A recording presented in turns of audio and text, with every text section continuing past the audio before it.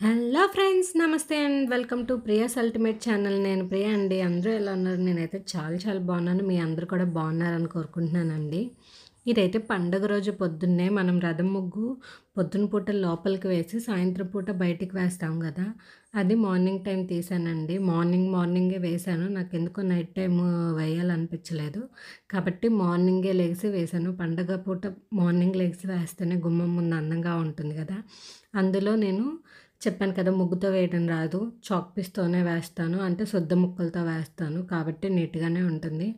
ఇంక సాయంత్రం పూట మా వారొచ్చేసి బయటికి వెళ్దాం రామంటే ఇలా బయలుదేరామండి సరదాగా.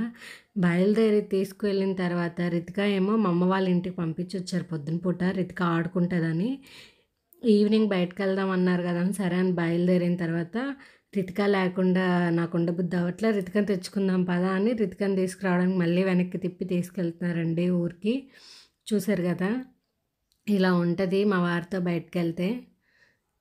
చూసారు గదా! ఇంకా బయలుదేరి వెళ్ళిపోతున్నాం అప్పటికప్పుడు. ఎందుకంటే ఇంకొక 2 డేస్ 1 డేనే కదా ఇక్కడ ఉండేది నేను. మళ్ళీ హైదరాబాద్ వెళ్ళిపోతాను గదా! రితికాతో కొంచెం మాట్లాడి, ఆడుకొని, ఎంజాయ్ చేసి దాన్ని కూడా సరదాగా తిప్పాలి అని అనుకున్నారు. అందుకని మళ్ళీ ఊరికి తీసుకెళ్తున్నారు. ఆ అమ్మ వాళ్ళ ఊరు ఇక్కడ నుంచి నందిగామ నుంచి 6 కిలోమీటర్స్ అలా ఉంటుంది. సో, ఇప్పుడు నైట్ 8:00 అలా అవుతుంది. అండ్ ఎందుకు తీసుకెళ్తున్నారంటే మేము బయటికెళ్ళినప్పుడు ఎగ్జిబిషన్ దగ్గర ఈరోజు చాలా జనాలున్నారండి. ఈరోజు కూడా తీసుకెళ్ళాలి పొద్దున పూట అంటే అడిగిందంట డ్యాడీ నిన్న తీసుకెళ్ళావు కదా, నన్ను ఈరోజు కూడా తీసుకెళ్ళవా అని. అండ్ ఇక్కడ చూసారా చంద్రుడు ఎలా కనిపిస్తున్నాడో, చాలా చక్కగా కనిపిస్తున్నాడు కదా. ఇదొచ్చేసి కళ్యాణ మండపం అండి. ఇదొక కళ్యాణ మండపం. ఈ కళ్యాణ మండపాన్ని ఎందుకు తీశానంటే, మా చెల్లి పెళ్ళప్పుడు మేము కళ్యాణ మండపాల కోసం పిచ్చగా వెతికాము. అన్ని కళ్యాణ మండపాలకి వెళ్ళానండి నేనైతే. అన్నీ ఎంక్వైరీ చేసుకున్నాము. అందులో మేము ఫైనల్ చేసిన కళ్యాణ మండపం ఇప్పుడు చూపిస్తాము. ఏసీ కళ్యాణ మండపమే తీసుకున్నాం. అన్నీ మ్యాక్సిమం ఏసీవే. కాకపోతే మా రిక్వైర్మెంట్‌కి తగ్గది కావాలనేసి మేము చూసుకున్నాము. అండ్ ఇదొచ్చేసి మెయిన్ రోడ్ మీదే ఉంటుందండి నందిగామలో.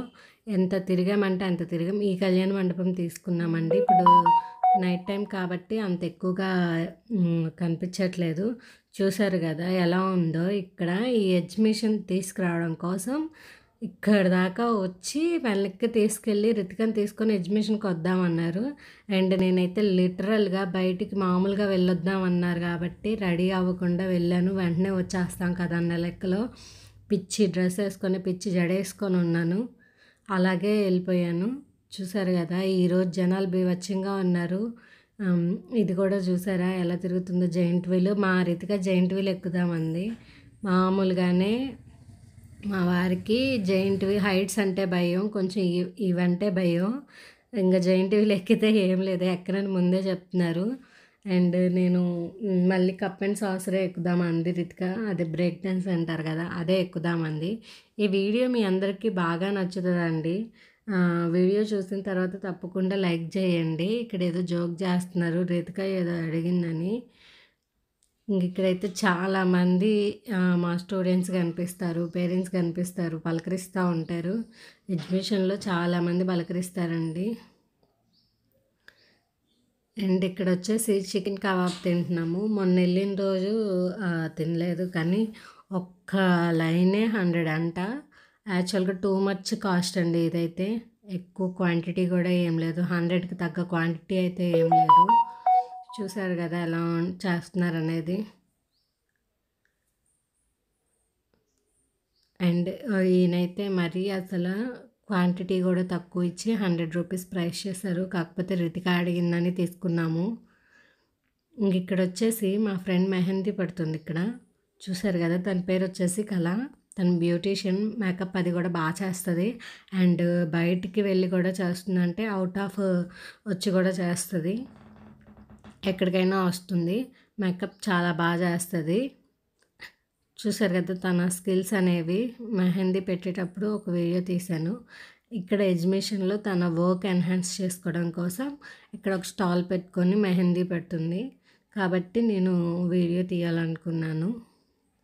యాక్చువల్‌గా తిను నాకు ఎలా ఫ్రెండ్ అయిందంటే, తిను ఒక పేరెంట్ లాస్ట్ ఇయర్ వాళ్ళ బాబు నా స్టూడెంట్. సో, అలా పరిచయం అండి. అప్పటినుంచి ఇంగా అలా పేరెంట్‌గా మొదలైన ర్యాపో ఫ్రెండ్‌షిప్ దాకా వచ్చింది. చూడండి ఎంత పెడుతున్నారో. మేకప్ అది కూడా చేస్తది. నేను జస్ట్ మధ్యలో మాట్లాడిస్తూ వీడియో తీస్తున్నాను. అండ్ నేను పెట్టించుకున్నాను. అది కూడా చూపిస్తాను. అండ్ వీడియో తీయాలనుకున్నాను కాబట్టి తీశాను.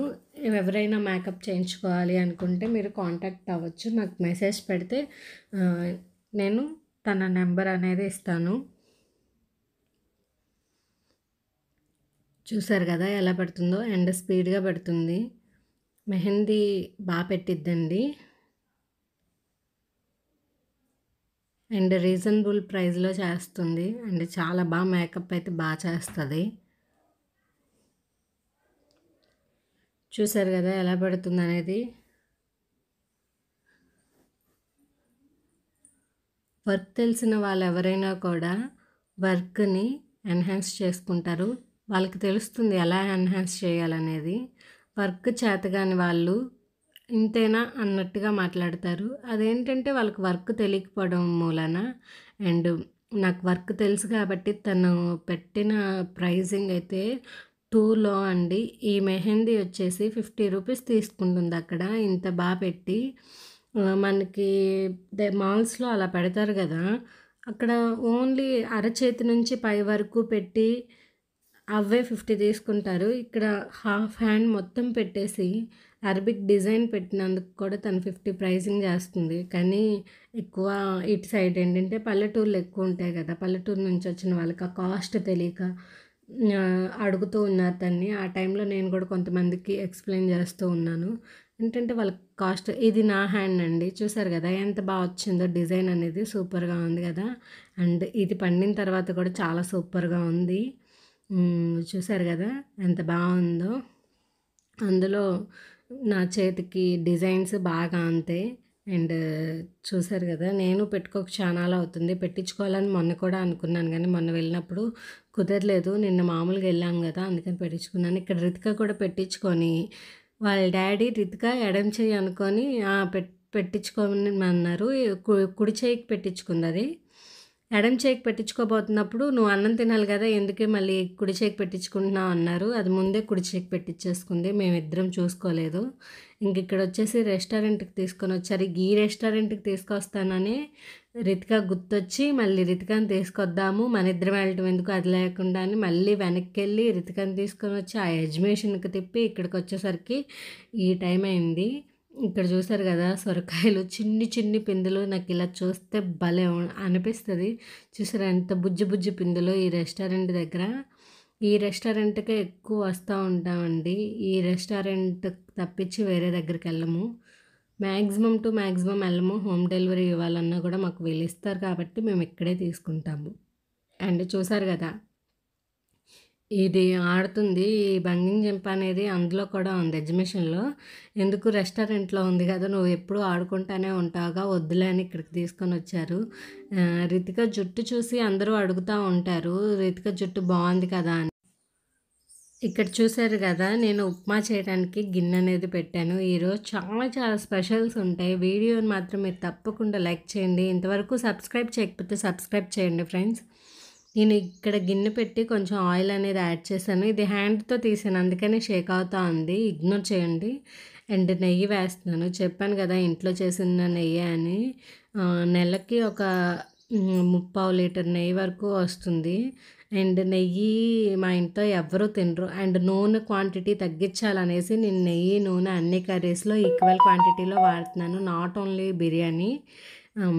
అన్నిటికీ ఇలాగే వాడుతున్నాను. అండ్ ఉప్మా చేస్తున్నానండి. ఉప్మా కోసం అయితే ఇక్కడ 2 స్పూన్స్ నెయ్యి అండ్ 1 స్పూన్ ఆయిల్ అనేది యాడ్ చేశాను. చూసారు కదా ఇది కొంచెం హీట్ అవ్వనివ్వాలి. అండ్ మా వారేంటో ఉప్మా అని అడుగుతున్నారు. కాబట్టి ఉప్మా చేశాను. 2 రోజుల నుంచి ఉప్మా చేస్తున్నాను. మొన్న వచ్చిన రోజు మాత్రం చపాతీ చేశాను.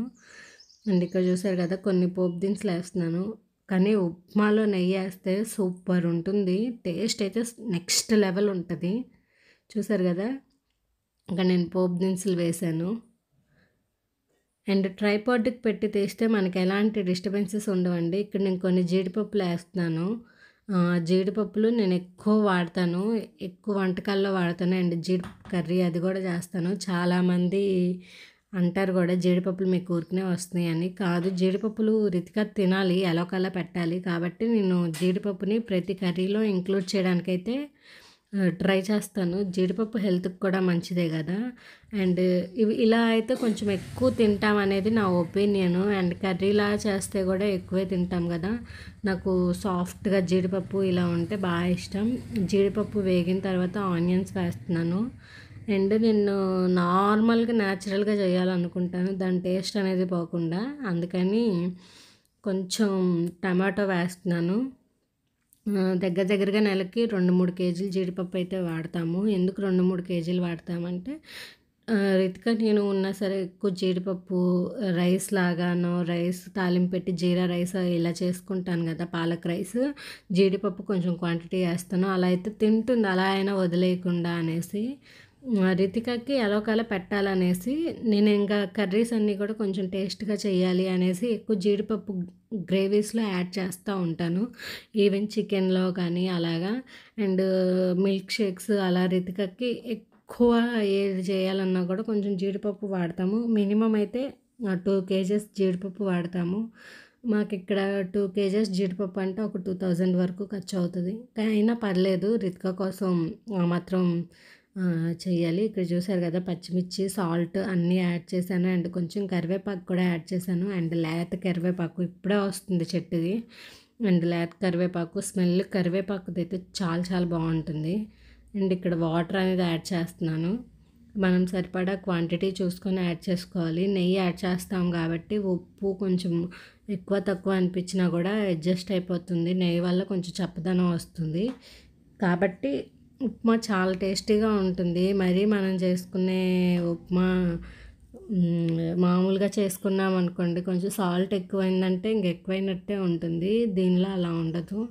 చప్పదనంగా అనిపిస్తుంది, పిల్లలకి బాగుంటుంది. స్పైసీ ఉన్నా కూడా ఆ స్పైసీనెస్ని కట్ చేస్తుంది నెయ్యి అనేది. అండ్ మోర్ ఓవర్ పిల్లలకి నెయ్యి పెట్టడం అనేది మంచిది. నెయ్యి అనేది అలవాటు చేయాలి వాళ్ళకి ఎలాగోలా. నెయ్యి ఫుడ్స్ అనేవి మనం హెల్తీగా ఇస్తూ ఉంటే వాళ్ళు కూడా హెల్తీగా తయారవుతారు. రితికాకి నెయ్యి బాగా పెట్టాలని వాళ్ళ డాడీ కోరిక. రితిక నెయ్యి అస్సలు తిందండి. ఉప్మా అయితే రెడీ అయిపోయింది, చూసారు కదా. ఇప్పుడు మటన్ ప్రిపేర్ చేస్తున్నాను. నేను కొంచెం ఆయిల్ యాడ్ చేశాను, చూసారు కదా. రైస్ కుక్కర్ తీసుకున్నాను, రైస్ కుక్కర్లోనే వండేద్దామనేసి. ఆనియన్స్ పేస్ట్ పట్టి వేసుకుంటే మటన్లో అస్సలు కంటే అస్సలు బాగోదండి.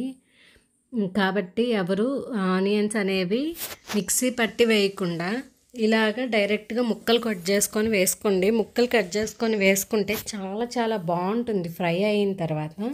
అండ్ ఇక్కడ చూసారు కదా, నేనైతే ఇలాగే వేస్తాను.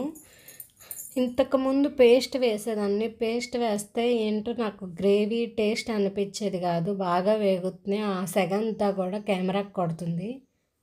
చూసారు కదా, ఆనియన్స్ అనేవి నేను కొంచెం కలర్ టర్న్ అయ్యే వరకు ఎంచుకుంటానండి. సేమ్ ఒకే ఫ్లేమ్లో పెట్టి ఎంచుకుంటాను లాస్ట్ వరకు కూడా.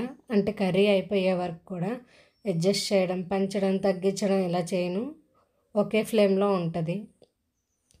చూసారు కదా, కొంచెం అల్లం వెల్లుల్లి పేస్ట్ అప్పటికప్పుడు పట్టి వేసుకున్నానండి. ఎందుకంటే కర్రీస్లో అప్పటికప్పుడు పట్టింది చాలా చాలా బాగుంటుంది. And smell, main smell, texture కోసం. చూసారు కదా, నేను ఇక్కడ బిర్యానీకి కూడా ఒక మసాలా పడతాను. అండ్ మటన్ కర్రీకి కూడా ఒక మసాలా పడతాను. చికెన్ గ్రేవీకి ఒక మసాలా పడతాను. డిఫరెంట్గా ఉంటుంది. మటన్ మసాలా అది చాలా చాలా బాగుంటుంది. నేను ఇప్పుడు చూపిస్తాను, చూడండి. ఈ అల్లం వెల్లుల్లి పేస్ట్ కూడా బాగా వేగాలి. వేగిన తర్వాత నేను ఇక్కడ మటన్ అనేది యాడ్ చేసుకుంటున్నానండి. మటన్ ఇలా పింక్ కలర్లో ఉందంటే అది లేత మటన్ అండి. చాలా మంచిగా ఉడుకుతుంది, మంచిగా కుక్ అవుతుంది. టేస్ట్ అయితే నెక్స్ట్ లెవెల్లో ఉంటుంది. సో మటన్ కొనేటప్పుడు చూసుకొని జాగ్రత్తగా కొనుక్కోండి. చాలా బాగుందండి మటన్ అయితే. అండ్ ఫ్రెష్ మటన్ కదా, సూపర్గా ఉంది టేస్ట్ అనేది. ఇక్కడ చూసాను కదా, మటన్ కలిపేసాను. కలిపిన తర్వాత కొంచెం మూత పెడితే దానిలో వాటర్ అనేది వస్తుంది. నేను సిమ్లో పెట్టేసుకున్నాను అని చెప్పాను కదా, ఒకే ఫ్లేమ్లో వండుతాను అనేసి ఇంకా మూత పెట్టేశాను. దీన్ని ఏం అడ్జస్ట్ చేయను నేను. మీరు చూస్తుంటే అక్కడ వాటర్ అనేది రిలీజ్ అవుతూ ఉంది కదా, అలాగే మనం మూత పెట్టి కొంచెం ఒక 5 to 10 minutes ఉంచామంటే వాటర్ అనేది రిలీజ్ చేస్తుందండి. చూసారు కదా ఎలా రిలీజ్ చేసిందో. ఇప్పుడు నేను కొంచెం పసుపు అనేది యాడ్ చేస్తున్నాను. ఒక్కొక్కటి యాడ్ చేసుకుంటూ ఒక 1 minute వాటికి పట్టనిస్తే ఇంకా వాటర్ అనేది బాగా రిలీజ్ అవుతుంది. సో నేను అలాగే చేస్తానండి. చూసారు కదా, ఇలా తిప్పేసి కొంచెం మళ్ళీ మూత పెట్టుకోవడం అండ్ కొంచెం సాల్ట్ యాడ్ చేసుకోవడం, అంటే కొంచెం కొంచెం దాన్ని టైం ఇస్తే ఆ ముక్కలకి బాగా పడుతుంది అనేది నా ఫీలింగ్. అందుకని నేను అలా చేస్తాను. అండ్ కొంచెం కారం వేసాను. ఒక 2 minutes దాన్ని కూడా ఉడకనిచ్చేసి మళ్ళీ కొంచెం మూత పెట్టుకున్నామంటే దానికి పడుతుంది. అండ్ కొంచెం సాల్ట్ కూడా యాడ్ చేశాను. ఇక్కడ కొంచెం కొంచెమే యాడ్ చేశాను, ఎందుకంటే ఫైనల్లో మళ్ళీ యాడ్ చేసుకోవచ్చు. ఒకేసారి ఎక్కువ వేసేసి అది ఎక్కువైపోయింది అని బాధపడే కన్నా కొంచెం తక్కువ యాడ్ చేసుకొని ముక్కలకు పట్టేంత వరకు, ముక్కలు టేస్టీగా ఉండే వరకు నెక్స్ట్ కర్రీ అంతా అయిపోయాక చూసుకోవచ్చు. ఇప్పుడు చూసారు కదా బాగా ఉడికింది. నేను ఇందులో కొంచెం టమాటో కూడా యాడ్ చేశాను. అది క్లిప్ తీయటం మర్చిపోయాను. ఒక్క టమాటా యాడ్ చేశానండి, అదే చూపిస్తున్నాను టమాటా ముక్కలు వేసాను అనేసి.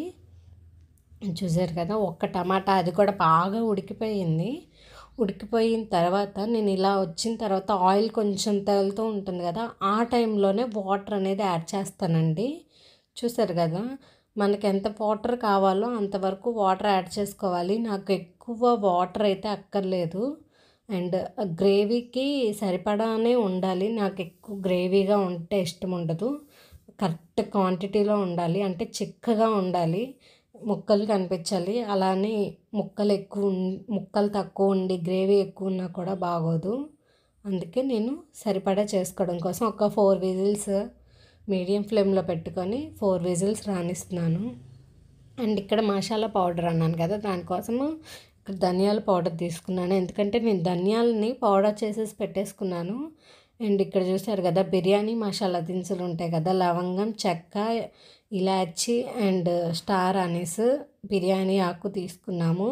ఇవన్నీ యాడ్ చేసుకొని 2-3 జీడిపప్పులు యాడ్ చేసుకున్నాను. అండ్ కొంచెం గసగసాలు. ఇది ఈ మొత్తం బాగా లైట్ ఫ్లేమ్లో పెట్టుకొని సిమ్లో పెట్టుకొని వేయించుకోవాలండి. కొంచెం గోరు అంటే కలర్ టర్న్ అయ్యే వరకు, గోరువెచ్చగా అంటారు కదా అంతవరకు అయ్యే వరకు ఉంచి వాటిని ఇలా పేస్ట్ చేసుకోవాలి వాటర్ పోసుకొని. ఎక్కువసేపు మాట్లాడుతుంటే కొంచెం ఆయాసం వస్తుందని చెప్పాను కదా, ఇప్పుడు బ్రీతింగ్ ప్రాబ్లం లాగా అనిపిస్తుంది ఎక్కువ టైం నుంచి కంటిన్యూస్గా వాయిస్ ఓవర్ ఇస్తుంటే. అందుకనే మీకు మధ్య మధ్యలో కంటిన్యూషన్ ర్యాప్ అనేది మిస్ అయిందండి. ఓకేనా, ఇక్కడ మటన్ అనేది చూసారు కదా, ఇలా ఉడికిన తర్వాత నేను ఆ గ్రేవీ ఏదైతే చేసి పెట్టానో అది యాడ్ చేస్తున్నాను. అది ఎక్కువ ఉండకూడదు, తక్కువ ఉండకూడదండి. మనము దీనికి సరిపడానే వేసుకోవాలి. ఎక్కువ మసాలా అయినా కూడా మనం తినలేము, ఎగుటుగా అనిపిస్తుంది. ఈ మసాలా అనేది పర్ఫెక్ట్గా ఆప్ట్ అవుతుంది. ఎంత బాగుంటుందంటే అంత బాగుంటుంది. ఇంకా ఫైనల్లీ కొత్తిమీర యాడ్ చేసుకొని సర్వ్ చేసుకోవడమే. చూసారు కదా ఎలా ఉడికిందో.